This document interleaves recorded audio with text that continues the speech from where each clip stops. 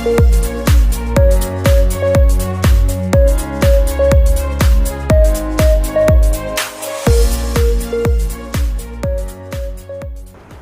everyone, here is Chintan sir and you are watching English second language section A Gala assignment. Gala assignment નું જે section A છે paper 1 માટે second language English સબ્જેક્ટની અંદર ધોરણ 10 માં એના સેક્શન એને જોવાનું છે. ઓકે, તો એની અંદર સવાલ તમને જે આપ્યા છે સેક્શન A માં તે ડાયરેક્ટ તમારે જવાબ નથી આપવાના, તમારે ફકરાને વાંચીને જવાબ આપવાના છે. ઓકે, તો આ પહેલાં આપણે ક્વેશ્ચન નંબર જે ક્વેશ્ચન પેપર 3 છે એના પહેલાં ક્વેશ્ચન નંબર 2 અને ક્વેશ્ચન નંબર 1 એને આપણે કમ્પ્લીટ કરી ગયા છે. તો નીચે તમને ડિસ્ક્રિપ્શન બોક્સમાં લિંક દેખાશે, એની અંદર જઈ અને તમે એ જે ગાલા એસાઇનમેન્ટનું સોલ્યુશન છે એની અંદર વિજ્ઞાનના સેક્શન A, B, C, ગણિતના સેક્શન A, B, C બધા જ ગાલા માટે અને ઇંગ્લિશની શરૂઆત કરી દીધી છે. તો એના વિડીયોઝ તમને મળી જશે. તો ત્રીજા નંબરના પેપરમાં પહેલો ફકરો સેક્શન એમાં. હવે ફકરો વાંચતા પહેલાં જોઈએ, where did Prem Chopra guide Ramsingh 70 and for what? કેમ અને રામસિંગ 70 ને ક્યાં જવા માટે ગાઈડ કર્યો?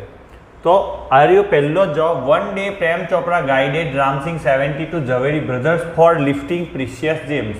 તો ડાયરેક્ટ તમારે આ નથી લખવાનું, વન ડેથી આપણે પ્રેમ ચોપરાથી સ્ટાર્ટ કરીશું અને આપણે મેઇન સવાલ જોવાનો ગાઈડ અને આગળ ડીડ છે, ડીડ કાઢીને ગાઈડેડ લગાવવાનું છે અને પછી Ramsingh 70 to Zaveri brothers for lifting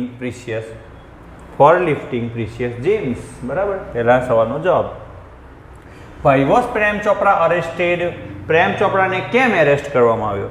કારણ કે જે ચોરી કરનાર રામસિંગ 70 હતો એનો એ પોતે ઓનર હતો. સો આપણે લખીશું Prem Chopra was arrested because why કહ્યું છે એટલે ક્વેશ્ચન આન્સર તો આપવો જ પડે. Because he was owner of Ramsingh 70 the thief. તો આપણે લખ્યું ને, he was the owner of Ramsingh 70 the thief. Okay, બીજો ફકરો છે એમાં ક્વેશ્ચન નંબર 3 છે, what will the second pair of eyes do? બીજી જે પેર હતી આંખોની એ શું કરી શકે છે? તો આપણે અહીંયા આગળ જોઈએ, વન પેર જે છે આવું કરી શકે, અનધર એટલે સેકન્ડ, એ જ કહેવાય second pairs to look at the child and say I understand and I love you without uttering a word. પણ આપણે એને કેવી રીતે લખીશું? તો આપણે લખીશું the second pair of eyes will, અને શું કરે છે? જુએ છે. Will look at the children and will say. હવે કેવી રીતે કહેશે? એક પણ શબ્દ બોલ્યા વગર, તો without uttering a word that see understand. બરાબર છે? આ જો સી, આઈ અન્ડરસ્ટેન્ડની જગ્યાએ સી અન્ડરસ્ટેન્ડ, અન્ડરસ્ટેન્ડ્સ શું આવશે? સી અન્ડરસ્ટેન્ડ્સ, કારણ કે ત્રીજો પુરુષ એક વચન, સ્ટેન્ડ્સ, એન્ડ સી લવ્સ હિમ ઓર હર, અથવા ચિલ્ડ્રન છે એટલે ધેમ. સી હિમ હર પણ નહીં આવે, ધેમ. સી લવ્સ ધેમ. બસ આ આન્સર આવશે. ઓકે, એના પછીનો ક્વેશ્ચન છે, what will the third pair of eye do? ત્રીજી પેર શું કરે? તો the third pair to see all secret thing without opening them. એટલે આંખોને ખોલ્યા વગર જ એ જોઈ લેશે સિક્રેટ વસ્તુને. તો the third pair of eyes will see, પછી અહીંથી આવશે all secret things without opening them. સમજ પડશે? તો આગળમાં કંઈ વાંચવા જેવું, એટલે ફકરો વાંચી શકો પણ જવાબ તમને નીચે મળશે. ઓકે, એના પછી 5th નંબરનો question, how is incandescence light produce? Incandescence light કેવી રીતે પ્રોડ્યુસ થાય છે? તો incandescence light is produce when the substance is heated so much that if lights begin to glow. બરાબર છે? ગ્લો કરવાની સ્ટાર્ટ થઈ જાય છે, એટલું બધું ગરમ થાય સબસ્ટન્સ. બરાબર છે? તે વખતે તો આપણે લખીશું ઇનકન્ડેન્સન્સ લાઇટ ઇઝ પ્રોડ્યુસ બાય. હવે જો અહીંયા આગળ કારણ કે પેસિવ વોઇસ છે એટલા માટે મેં by heating a substance so much. બરાબર છે? મેં શું લખ્યું? બાય ઇઝ હીટેડ હતું એની જગ્યાએ બાય હીટિંગ, કારણ કે ઓલરેડી ઇઝ પ્રોડ્યુસ્ડ તો આવી જ ગયું છે. So by heating a substance so much that, અને ત્યાર પછી બેઠું, it begins to glow. Okay, એના પછીનો ક્વેશ્ચન છે why is the temperature of firework controlled. બરાબર છે, ફાયરવર્કનું ટેમ્પરેચર કેમ કંટ્રોલ કરવામાં આવે? કારણ કે આપણે ઈચ્છિત રંગના જે કલર છે એ જોઈ શકીએ એટલા માટે. તો આપણે શું કહીશું? The temperature of firework controlled. હવે વાય છે એટલે આન્સર બીકોઝથી આપવો પડે. કંટ્રોલ્ડ બીકોઝ, સો ધેટ લખો અથવા બીકોઝ લખો.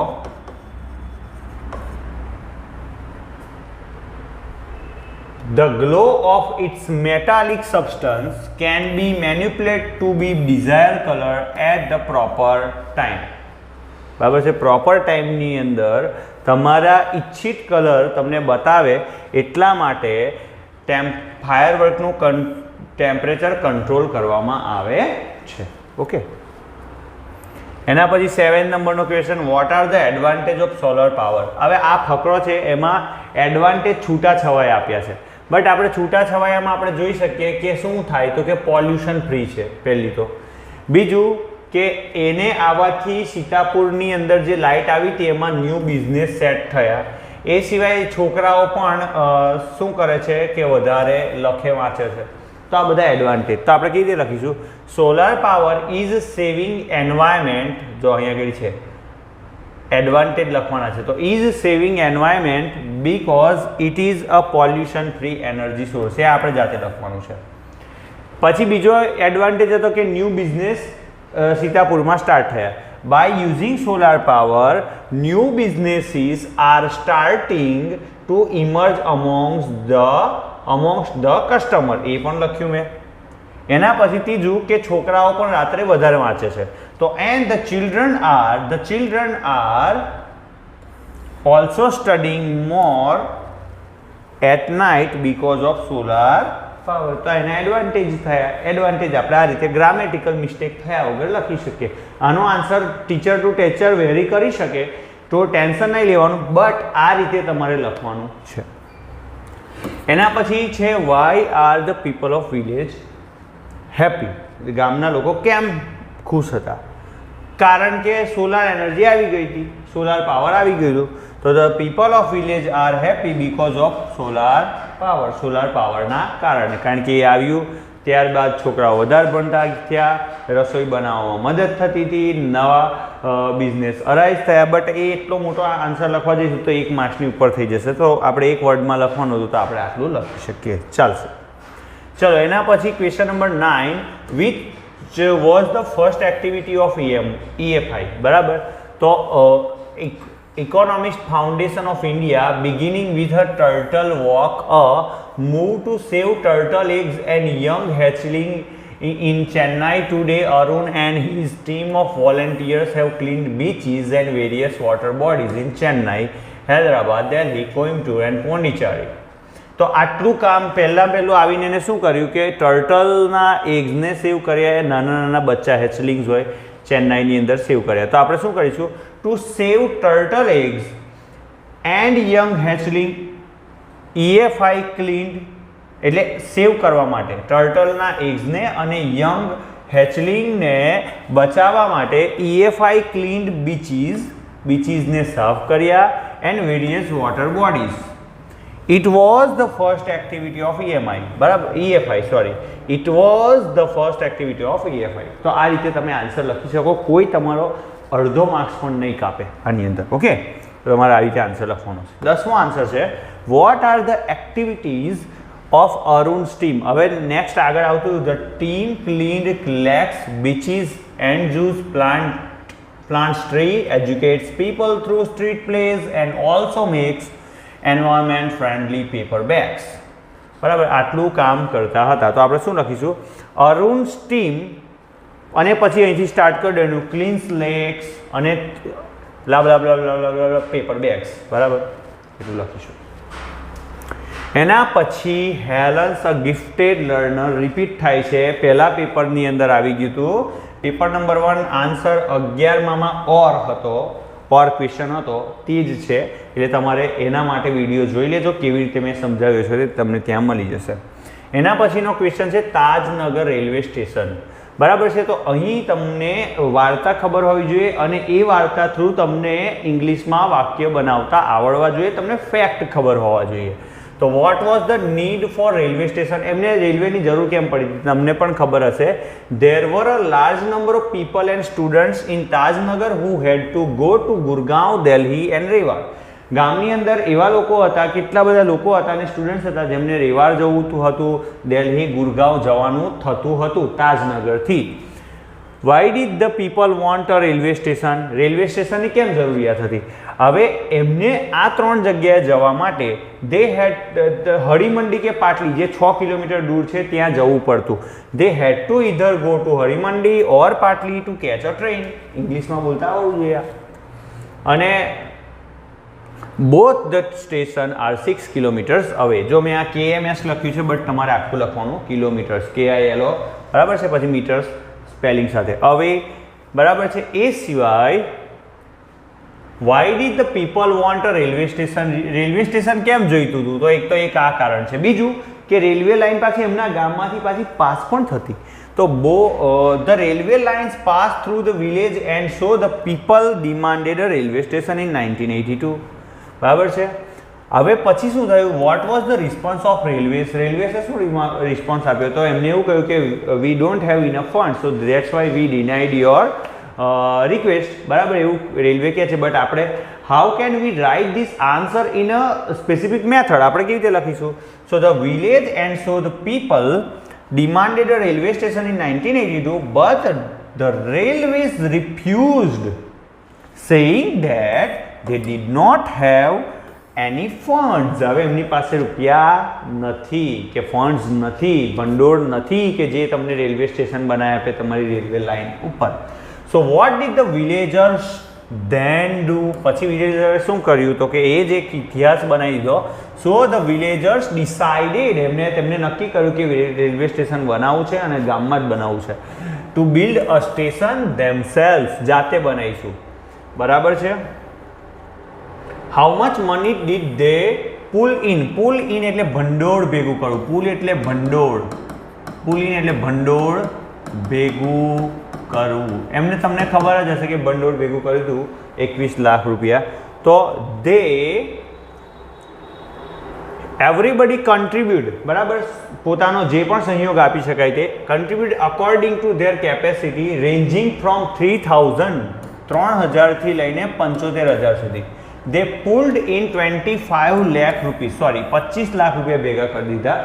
હવે આ ફેક્ટ કહેવાય. આ તમને ખબર હોવી જોઈએ. ભલે તમને ઇંગ્લિશ લખતા આવડે છે, બટ તમને ફેક્ટ નહીં ખબર તો તમે શોર્ટ નોટ કેવી રીતે લખશો? સો ફેક્ટ ખબર હોવી જોઈએ. And built a railway station. હવે તમે આ વિડીયો જુઓ છો તો તમને ફાયદો છે. શું ફાયદો છે? કે 6 પ્રશ્નપત્રો છે, બધાના સેક્શન વાઇઝ તમે વિડીયો જોઈ લેશો તો મોસ્ટ ઓફ જે પેપર આવવાનું છે તે આની અંદરથી જ આવવાનું છે બોર્ડનું. તો એ તમને ફાયદો થઈ જશે. બરાબર, તો તમે જુઓ અને બીજા વિદ્યાર્થીઓના ગ્રુપની અંદર પણ તમે એને શેર કરી દો, જેનાથી એ લોકો પણ જુએ અને એમને પણ ફાયદો પહોંચી શકે. અને પછી છેલ્લો ક્વેશ્ચન છે, when was the railway station built? ક્યારે બની રહ્યું? So the station started operation on 7 January 2010. 2010માં પતી ગયું, બની ગયું અને 7 જાન્યુઆરી 2010થી એ સ્ટાર્ટ થઈ ગયું. ઓકે, તો અહીંયા પૂર્ણ થાય છે. હવે ખાલી ટ્રુ અને ફોલ્સ બાકી રહ્યા, તે પણ આપણે જોઈ લઈએ. 12માનો જવાબ શું આવશે? તમારે કહેવાનું છે the government funded 21 lakh rupees to build the railway station. હવે આ વાક્ય જો તાજનગરના લોકોને જઈને કહે તો તમારા દાંત પાડી નાખે, કારણ કે 25 લાખ રૂપિયા ગવર્મેન્ટે થોડા ફંડ આપ્યા હતા. એટલે આ કેવું છે? ફોલ્સ છે. લોકોએ જાતે ઉઘરાયા હતા. 13માનો જવાબ શું આવશે?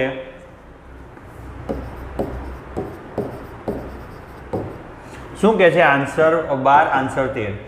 Arun's teachers taught him humility. Humility એટલે વિનમ્રતા.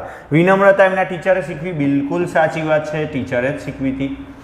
એના પછી 14 છે answer number 14 that Prem Chopra, a villain, wanted to purchase a computer. What a fake news it is. He didn't want to purchase computer, he wanted to purchase a robot. Ram Singh 70 after he purchased. પછી એને શું ખરીદ્યું? Ram Singh 70 robot ખરીદ્યો હતો, computer એ ખરીદવા નહોતો માંગતો. So this is false. Answer number 15, what is the question is the tear was a miracle. So yes, God created that model of mother, but he did not created a tear. બરાબર, એને આંસુ નહોતા બનાવ્યા, એને તો માતાનું આખું એક મોડલ બનાવ્યું હતું. જે આંસુ આવ્યા તે ઓટોમેટિકલી આવે છે, એટલે ભગવાન એને શું કહે છે? Miracle. So tear was a miracle? Yes, definitely it was miracle. That's why this sentence is true. આવડશે? તો અહીં આપણે તમારો સેક્શન એ ઇંગ્લિશમાં કમ્પ્લીટ કરીએ છીએ. નેક્સ્ટ વિડીયોમાં મળીશું પેપર 4 નો સેક્શન એ. ઓકે, ત્યાં સુધી બાય બાય, આવજો. જય હિન્દ, જય ભારત.